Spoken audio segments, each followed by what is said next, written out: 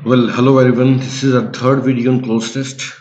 ये हमारी third video है। हमने पहले भी काफ़ी कुछ डिस्कस कर लिए क्लोज टेस्ट में, दो वीडियोस अपलोड किए हैं और ये सीरीज बहुत ज़्यादा हेल्पफुल है, जिससे कि डिटेलिंग में काफ़ी हेल्प मिलेगी इंग्लिश की। Cloze test, fill in the blanks, ये सब चीज़ों में काफ़ी हेल्प मिलेगी। ओके, लास्ट लेक्चर में ये पढ़ लिया था, write down, take down, note down, jot down, set down. इन सब का मतलब होता है, मतलब कि लिखना। जो आज के लेक्चर में अपन पढ़ रहे हैं ना, वो अपन स्टार्ट करें रिजेंबल से। देखो, रिजेंबल का मतलब होता है शक्ल का मिलना।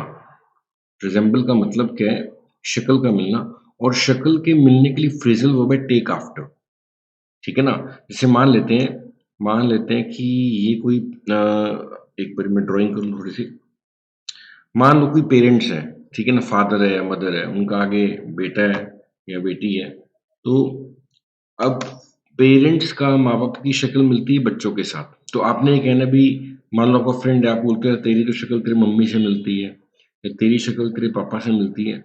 जब शक्ल मिलती है किसी की किसी के साथ, तो हम कौन सा यूज करते हैं? फ्रेजल वर्ब, वो इंपॉर्टेंट है। एक तो हम रिजेंबल वर्ड यूज करते हैं। देखो, जब हमारे सामने क्या है, किसी की शक्ल मिलती है, मान लेते हैं ये फादर है, और देखो बिल्कुल फादर के जैसे ही अपन क्या कर देते हैं, सन बना देते हैं।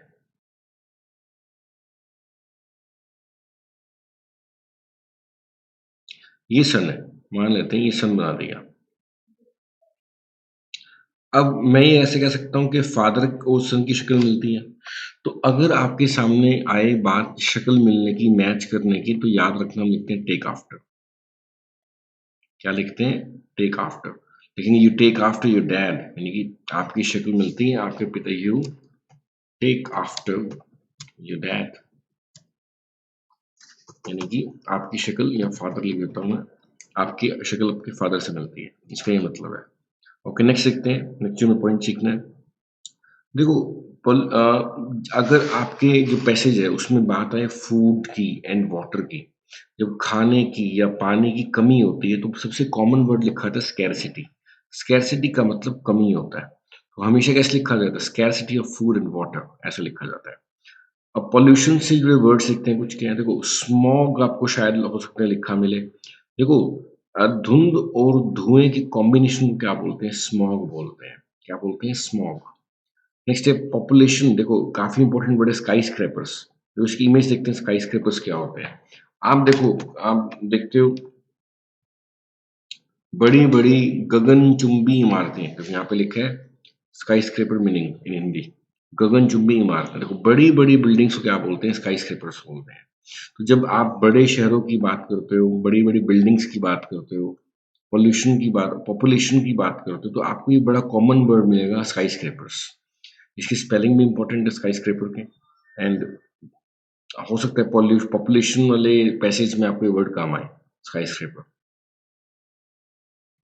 ओके, नेक्स्ट देखते हैं।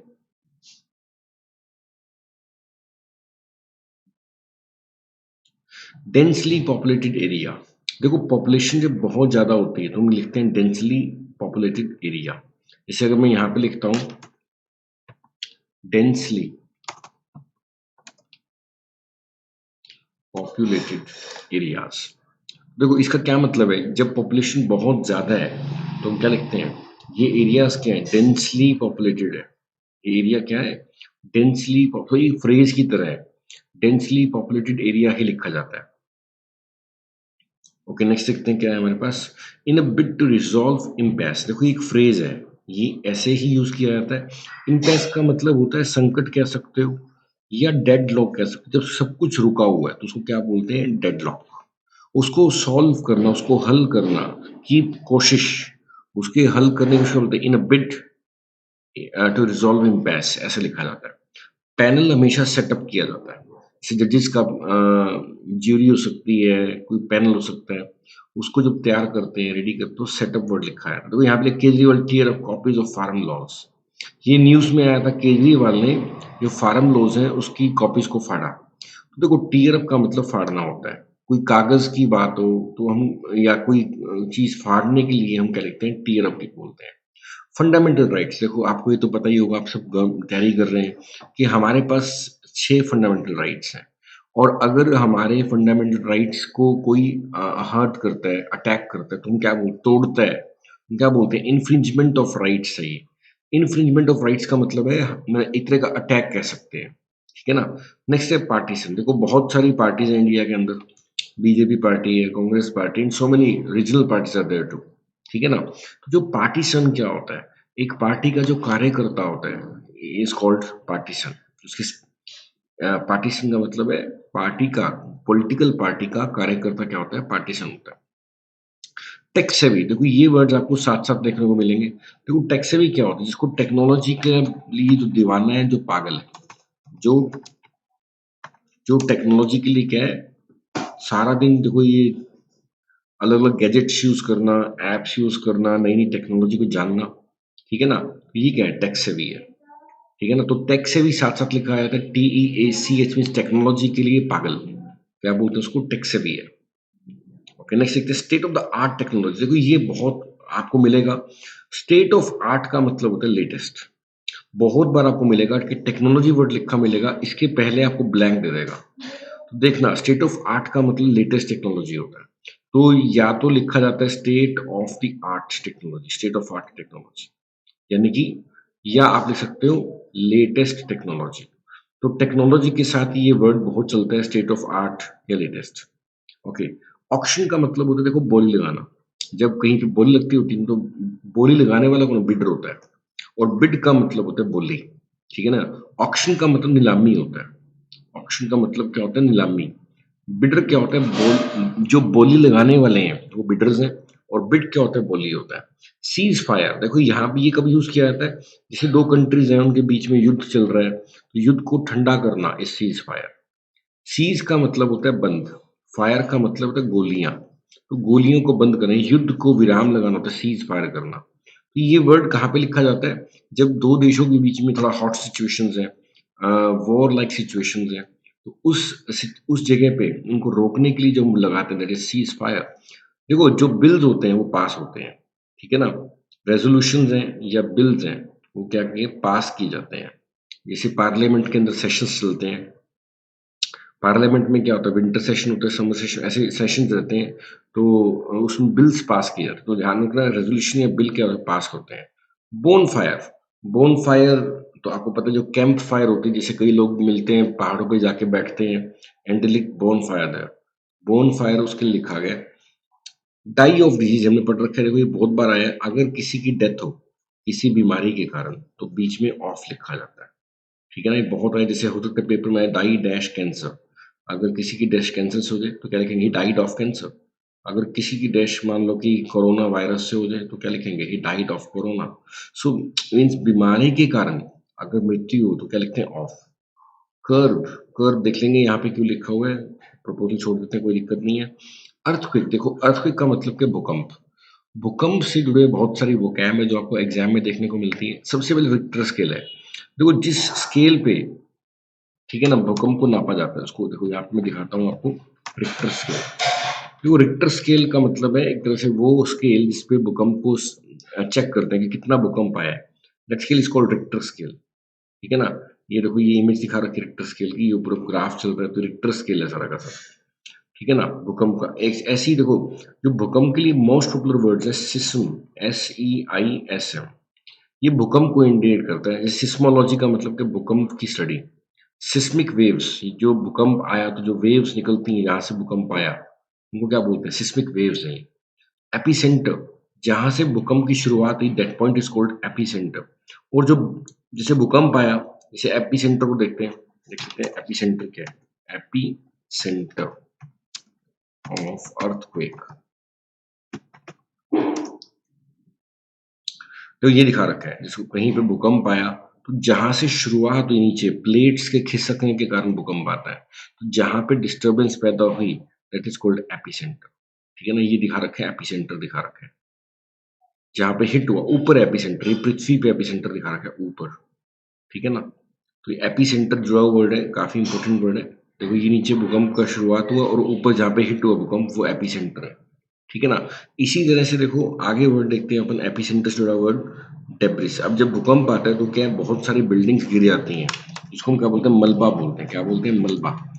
जब भूकंप के आने के बाद बिल्डिंग्स गिर गई, मलबा बन गया, ठीक है ना, उसको क्या बोलते हैं, डेब्रिस बोलते हैं। क्या बोलते हैं, डेब्रिस। इसकी इमेज देखते हैं, डेब्रिस की इमेज क्या है, देखो ये दिखा रखा है, ये कई सारे देखो टूट फूटी हुई है, ठीक है ना, ये घर गिरे हुए हैं, तो ये क्या है, डेब्रिस है, बोलते हैं डेब्रिस बोलते हैं इसे। ओके, आगे देखते हैं। देखो आप एयरपोर्ट पे अगर गए हो तो आपकी फिस्किंग हुई होगी। जैसे हम कहीं भी एयरपोर्ट पे जाते हैं तो पुलिस वाले खड़े होते हैं, आर्मी मैन खड़े होते हैं, और वो क्या करते हैं, आपकी बॉडी को फिस्क करते हैं।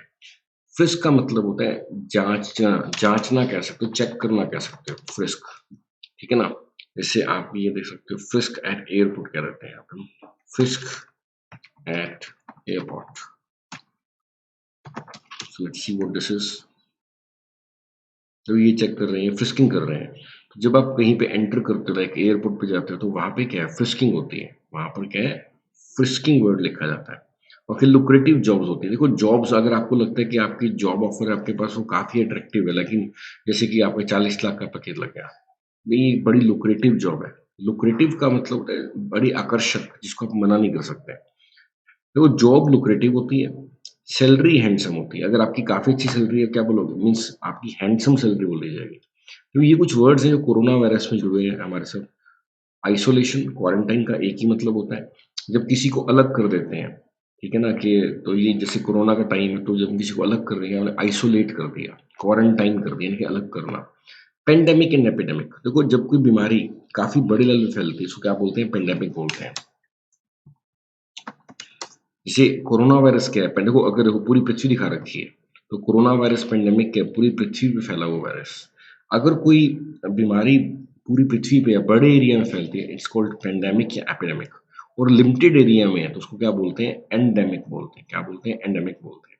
वैक्सीन क्या है, वैक्सीन आपको पता ही है, कोरोना वायरस को, वायरस को मारने के लिए हमारी बॉडी में वायरस ही डाल देते हैं, मरा हुआ, it is called vaccine. And contagious का मतलब जो छूने से फैलता है, जो चीजें छूने से फैलती हैं उसको क्या बोलते हैं, कंटेजियस है। जो ये दिखा रखा है, इमेजेस दिखा रखी हैं, जो छूने से फैल रहा है उसको क्या बोलते हैं, कंटेजियस। टच करने से जो फैलता है, that's called contagious disease. Communicable, जो कम्युनिकेट करने से, आप बातचीत करोगे किसी से तो वो फैलेगा।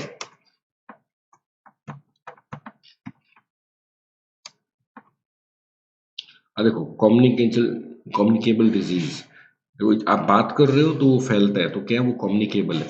ये कम्युनिकेट करने से फैलने वाला क्या है, कम्युनिकेबल डिजीज है।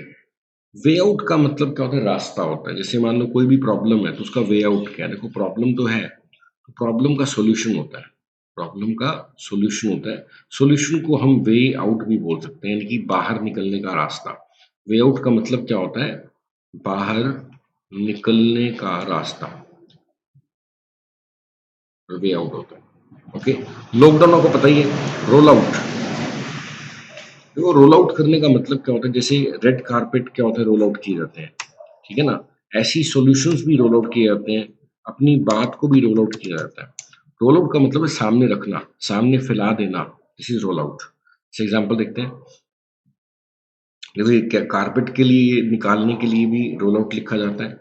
How to avoid failing to your internet roll out. Roll out का मतलब है अपनी बात रखना, अपनी कारपेट फैलाना, ये सब रोल आउट होता है। सोशल डिस्टेंसिंग, देखो दूसरे कुछ हमने वर्ड्स लिखे हैं किसान प्रोटेस्ट से। 2020 से लेके अभी तक किसान प्रोटेस्ट चल रहा है, तो इसमें प्रोटेस्ट जब होता है तो काफी सारे वर्ड्स इंपोर्टेंट लिखे जाते हैं, लाइक एजिटेशन, स्टर का मतलब धरना होता है। एजिटेशन या स्टर का मतलब क्या होता है, धरना, बड़ा कॉमन वर्ड है। प्रोटेस्ट विरोध होता है। एफईजी, देखो एफईजी क्या होता है, जब जैसे किसी लीडर के पुतले को जलाया जाता है, जैसे एग्जांपल देखते हैं, अब एफईजी देखते हैं, ये एफईजीज है, जैसे रावण का एफईजी है, या किसी लीडर का जैसे होता है एफईजी लाते हैं प्रोटेस्ट को शो करने के लिए, उसको क्या बोलते हैं, एफईजी बोलते हैं। ओके, नेक्स्ट देखते हैं, म्यूटेंट। देखो ये पिकेट देख लेंगे क्या है, picket will discuss further. Mutant, देखो ये वर्ड्स कहाँ पे यूज करते हैं, डीएनए से जुड़े वर्ड्स हैं। अगर देखो म्यूटेंट क्या होता है, देखो अगर किसी के डीएनए वगैरह को चेंज करते हैं, देखो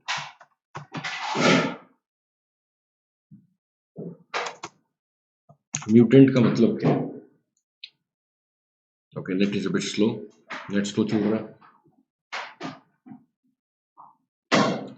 ओके, म्यूटेंट इंडिकेट करता है चेंज को। देखो, जैसे मान लो आपने स्पाइडरमैन देखी होगी, तो वो लड़के को स्पाइडर काट देती है, तो वो म्यूटेंट हो गया। जिसके जीन्स या डीएनए को चेंज कर दिया गया, इसको उसको बोलते हैं म्यूटेंट है ये। और म्यूटेट करना होता है डीएनए या जीन्स को चेंज करना, म्यूटेट करना होता है। क्या होता है? म्यूटेट करना होता है। ऐसे ही देखो, किंडल, फायर किंडल करने का क्या मतलब है? फायर किंडल का क्या मतलब है? लाइक मैं यहाँ पे माउंटेन्स लिख देता हूँ साथ में। देखो, फायर किंडल की जाती है। किंडल का मतलब क्या है? लाइक आप जैसे दोस्तों के साथ गए, आपने वहां पे आग जलाई एंड बॉन फायर किया। जब हम आग जलाते हैं, आग जलाने को बोलते हैं फायर किंडल की जाती है, KINDL। फायर के लिए किंडल वर्ड लिखा जाता है। ओके, वायरस क्या होता है? जब फैलता है तो स्प्रेड या ब्रेकआउट। ब्रेकआउट का मतलब फैलना होता है। कोई अफवाह भी फैल सकती है, कोई वायरस फैल सकता है, कोई आग कहीं पे लग जाए तब भी वो ब्रेकआउट होती है। ठीक है। ओके, ये हमने यहाँ तक कर लिया है। तो ये कॉन्टेक्चुअल वोकैब है, यानी कि अगर जैसे अब आपका एग्जाम में क्लोज टेस्ट आया, लाइक वायरस के ऊपर आया, या फिर बीमारी के ऊपर आया, या किसी एजिटेशन के ऊपर आया, या अर्थक्वेक के ऊपर आया, तो उससे रिलेटेड वोकैब आपको हेल्प करेगी। सो इस वीडियो में इतना करते हैं। Will do more in next video. Thanks a lot. Good bye.